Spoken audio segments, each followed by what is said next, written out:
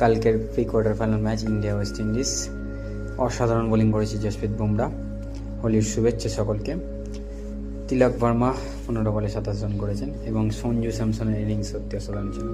195 রানে অনেক রান করেছিল, ইন্ডিয়া আটকাতে পারেনি, কিন্তু তারপর যে খেলা শুরু হলো সত্যি একাই খেলে গেল সঞ্জু স্যামসন, যাকে এক সময় দল থেকে বাদ দিয়ে দিয়েছিল, যার উপর কোনো ভরসা ছিল না, ক্যাপ্টেন কোনো ভরসা করেনি, সেখানে ক্যাপ্টেন ফলস হয়েছে, সমস্ত ওপেনার ফলস হয়েছে, সঞ্জু স্যামসন একা দাঁড়িয়ে ম্যাচ জিতে গেছে সত্যি। তার সাথে শিবম দুবের শেষ দুটি চার সত্যি অসাধারণ ছিল। সঞ্জু স্যামসন ইউ বিউটি, সত্যি তোমার জন্যই এইসব ছিল। That's a God plan always. Thank you captain. Abhishek Sharma এখনও পর্যন্ত ব্যর্থ। সেমিফাইনাল দেখা হচ্ছে টপ 4-এর সলিড টিম। আমরা সেমিফাইনালের যথারীতি পৌঁছে গেছি। দেখা হবে মুম্বাই ইংল্যান্ডের সাথে। নতুন ফিচার্স আফগানিস্তানের সাথে আবার রোকো জুটিকে দেখা যাবে জুন মাসে, সত্যি অসাধারণ।